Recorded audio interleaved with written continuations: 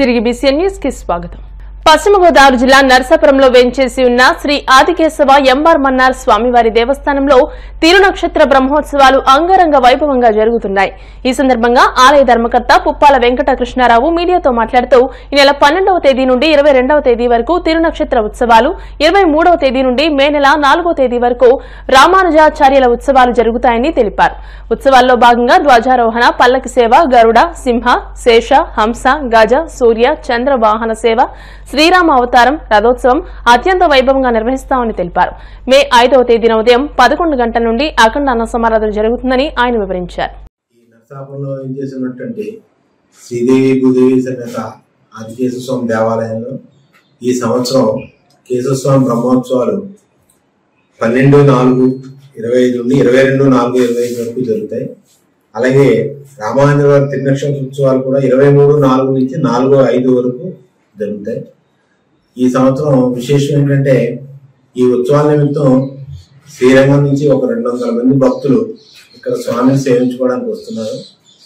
ఈ సంవత్సరం అన్ని ఉత్సవాలు కూడా లార్జ్ స్కేల్లో చేయాలని మా ఈఓ గారు మేము రామ్మోహన్ అచ్చు స్వాములు అందరం కలిసి చాలా భారీ స్థాయిలో చేయాలని సంకల్పించాం. అంచేత ఈ సంవత్సరం కొత్తగా 5వ తారీఖున 4వ తారీఖుతో ఉత్సవాలు అయిపోతాయి. 5వ తారీఖున అన్న సమారాధన కూడా చేయాలని సంకల్పించాం. ఈ ఉత్సవాలన్నింటినీ కూడా చుట్టుపక్కల గ్రామాలందరి నుంచి కూడా వచ్చి ఈ బ్రహ్మోత్సవాలకి అలాగే రామానుజ ఉత్సవాలకి వచ్చి ఆయన్ని సేవించుకుని ప్రసాదాలు సేవించి వెళ్తూ ఉంటారు. అందరికీ కూడా ప్రసాద వినియోగం జరుగుతుంది. ఇక్కడ స్వామి బ్రహ్మోత్సవాల్లో అన్ని స్వామికి ఊరేగింపులు మొత్తం అన్ని వాహనాల మీద ఈ వీధుల్లో ఊరేగింపు జరుగుతుంది. అలాగే రథోత్సవం ఉంది, రామావతారం జరుగుతుంది. ఈ స్వామివారి దేవాలయం ఈ బ్రహ్మోత్సవాలు 12వ తారీఖు నుంచి మే 5వ తారీఖు వరకు జరిగే ఈ బ్రహ్మోత్సవాల కార్యక్రమం చేయటం నా అదృష్టంగా భావిస్తున్నాను. అలాగే ఈ దేవాలయానికి జాయిన్ అయిన తర్వాత వంశపారంపర్య ధర్మకర్తైనటువంటి కృష్ణ గారు అలాగే అర్చక స్వాములు అందరూ కూడా నాకు సహాయ సహకారాలు అందిస్తున్నారు. ఈ బ్రహ్మోత్సవాలు మొదటిసారి అయినా నాకు అందరి సహకారంతో దేవాలయానికి ఏ విధమైన ఇబ్బంది లేకుండా, వచ్చే భక్తులకు ఏ విధమైన ఇబ్బంది లేకుండా కార్యక్రమాలన్నీ కొనసాగించి ఈ బ్రహ్మోత్సవాలన్నింటికి కూడా అత్యంత వైభవంగా జరిగేట్లుగా చేయాలని సంకల్పించుకున్నాం. ఆ విధంగానే మా దేవాలయ అర్చక స్వాములు, ధర్మకర్తలు, మా సిబ్బంది కూడా సహకరిస్తారని కోరుకుంటున్నాం. ఆక్రమణ గురైనవి కోర్టు పరిధిలో ఉన్నాయండి. మేమే మొన్న ఈ దేవాలయానికి సంబంధించి దగ్గరగా తూర్పుగోదావరి జిల్లాలో 4.5 ఎకరాలు అవి ఒక ఎకరం 97 సెంట్లు ఒకటి ఖాళీ స్థలం ఉంది. ఆ ఎకరం 97 సెంట్లు మొన్ననే నేను జాయిన్ అయిన వెంటనే మా పై ఉన్నతాధికారుల దగ్గరికి వెళ్ళి ఆ భూమికి 11 సంవత్సరాలు లీజుకి పెట్టాలని సంకల్పంతో ప్రపోజల్ పంపించాం. ఉప్పాట్ల గ్రామంలో ఉన్న 11 ఎకరాల 97 సెంట్ల భూమిని లీజు పెట్టి ఏర్పాట్లు చేస్తున్నాం.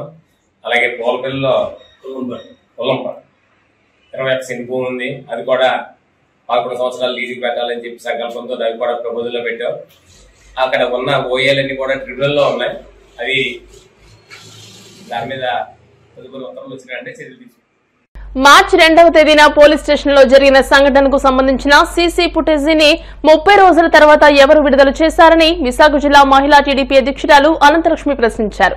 సోషల్ మీడియాలో తాను చెప్పుతో కొట్టిన వీడియో వైరల్ చేయడం ఎంతవరకు సమంజసమని ఆమె ఆవేదన వ్యక్తం చేశారు. 2017లో కొత్తూరు నరేంద్రకు 25 లక్షల రూపాయలు అప్పు ఇచ్చారని, దీనిపై కేసు కూడా పెట్టానని తెలిపారు. ఆర్థిక నేరగాళ్ల ఆట కట్టించారని, తనకు పూర్తి న్యాయం జరిగే వరకు పోరాడతానని ఆమె పేర్కొన్నారు. పార్టీని అడ్డు పెట్టుకోను కానీ, పార్టీ పేరు చెప్పుకోగాని ఎప్పుడు నేను ఏది ఒక రూపాయి సంపాదించలేదు, భూములు కొల్లగొట్టలేదు. ఎప్పుడు నా మీద ఒక యాంటీ వార్త కూడా రప్పించుకోలేని పరిస్థితిలో నేనున్నాను. కానీ ఈరోజు నేను బాధితురాలండి. నిన్నటి నుంచి జరుగుతున్న సంఘటన మీద నేను అందరికీ తెలియపరుచుకుందామని ఈరోజు మీడియా ముఖంగా నా వ్యక్తిగత ఇష్యూగా నేను మీ అందరికీ తెలియపరచుకోలేని నా మనోవేదన ఆవేదన కోసం ఈరోజు ఈ ప్రెస్ మీట్ పెట్టడం జరిగింది. 3 రోజుల నుంచి నా మీద చెప్పుతో కొట్టారు పోలీస్ స్టేషన్లో అని తెగ వైరల్ చేస్తున్నారు. కానీ ఏప్రిల్ 6వ తారీఖు నుంచి ఏదైతే ట్రోల్ అవుతున్న వీడియో ఇది గత మార్చి 2వ తారీఖున జరిగిన వీడియో అండి. అందరికీ తెలియపరచుకుంటుంది ఏంటంటే గత నెల మార్చి 2వ తారీఖున ఈ సంఘటన జరిగింది. అది ఎందుకు జరిగింది, దాని వెనకతలు ఉన్న ఆంతర్యం ఏంటి, అర్థం ఏంటి అని నా కోణంలో కానీ చూస్తే గనక అక్కడ ఎందుకు కొట్టాననేది తెలుసుకుంటాము. అంతేగాని కొట్టాము స్టేషన్లో అనేది రిపీట్ చేసుకున్నారు. ఈ సీసీ ఫుటేజు నెల రోజుల తర్వాత అంటే 35 రోజుల తర్వాత ఎందుకు రిలీజ్ చేశారు? ఎవరిదైనా పై అథారిటీ చెప్తే రిలీజ్ చేశారా? కోర్టు డైరెక్షన్లో రిలీజ్ చేశారా? రాజకీయ కుట్రకోణంతోనో రాజకీయ ఒత్తిడితోనో రిలీజ్ చేశారు. ఇది ఎవరికైనా అర్థమవుతుంది నెల రోజుల తర్వాత రిలీజ్ చేస్తే కనుక. నేను పోలీస్ స్టేషన్లో కొట్టినటువంటి చూపిస్తున్నటువంటి ఎందుకు కొట్టానో అటువంటి వ్యక్తి కొత్తూరు నరేంద్ర అనేటువంటి వ్యక్తి ఆర్థిక నేరగాడండి. నేను 25 లక్షల రూపాయలు ఆయనకి ఇచ్చాను కనుకనే ఆయన నాకు ఇది ఇచ్చాడు. సంతకాలు పెట్టి నేను డబ్బులు తీసుకున్నాను, ఒకవేళ జరగకపోతే ఆ డబ్బులు మీకు తిరిగి ఇచ్చేస్తానని దీని మీద రాసి మరీ ఇచ్చాడు.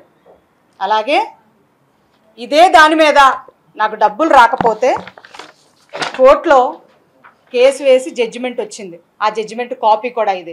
2017లో నేను ఇచ్చినటువంటి డబ్బుల దగ్గర నుంచి 2023 ని జడ్జిమెంట్ వచ్చినంత వరకు నేను ఎంత విసిగి ఆవేశపడి వేదనపడి మనోవేదనతో 25 లక్షల రూపాయలకి వడ్డీలు కట్టలేక అప్పుల పాలైపోయి నేను నా ఇల్లుని బ్యాంక్ ఆక్షన్లో నోటీసులు పెట్టుకునే పరిస్థితి ఎందుకు వచ్చింది? నాకు ఒక ఆడదానికి ఎందుకు అంత ఆవేదన మిగిల్చారు అన్న నా కోణంలో కనుక ఆలోచిస్తే, అలాగే ఆ రోజు నేను వెళ్ళడానికి గల కారణం ఏంటంటే అదే కొత్తూరు నరేంద్ర వల్ల మోసపోయినటువంటి వ్యక్తులు కంప్లైంట్ ఇస్తే అతన్ని తీసుకొచ్చారని తెలిసి నేను అక్కడికి వెళ్ళాను.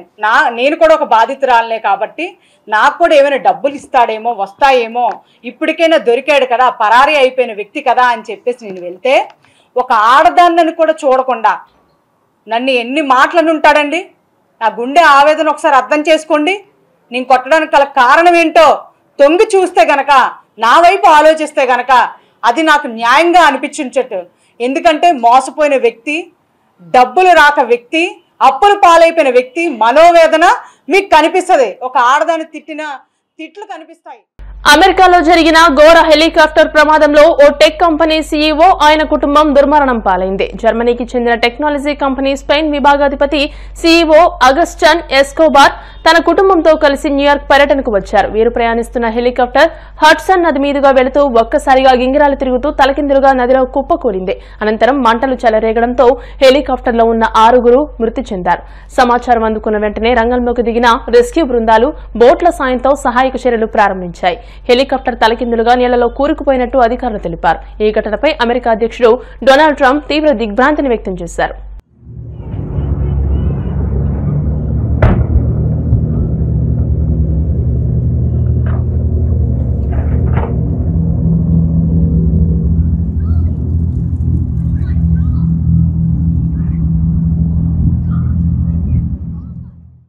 వార్తలు ముగించే ముందు ముఖ్యాంశాలు మరోసారి. వైసీపీ హయాంలో జరిగిన లిక్కర్ స్కామ్ లో ఏ ఒక్కరిని వదిలిపెట్టే ప్రసక్తే లేదు. క్యాష్ అండ్ క్యారీ పద్ధతిలో దాదాపు 1,00,000 కోట్ల లావాదేవీలు జరిగాయన్న మంత్రి కొల్లు రవీంద్ర. కూటమి అధికారంలోకి వచ్చిన తర్వాత హామీలను అటకెక్కించారన్న జగన్. చంద్రబాబు పాలనలో విద్య, వైద్యం, వ్యవసాయ రంగాలు పూర్తిగా నిర్వీర్యమయ్యాయని ధ్వజం. జగన్ కి భద్రత కల్పించడంలో కూటమి ప్రభుత్వం విఫలమైందన్న మాజీ ఎమ్మెల్యే కొరుముట్ల. చట్టాలను ఉల్లంఘిస్తే పోలీసులు మూల్యం చెల్లించుకోక తప్పదని హెచ్చరిక.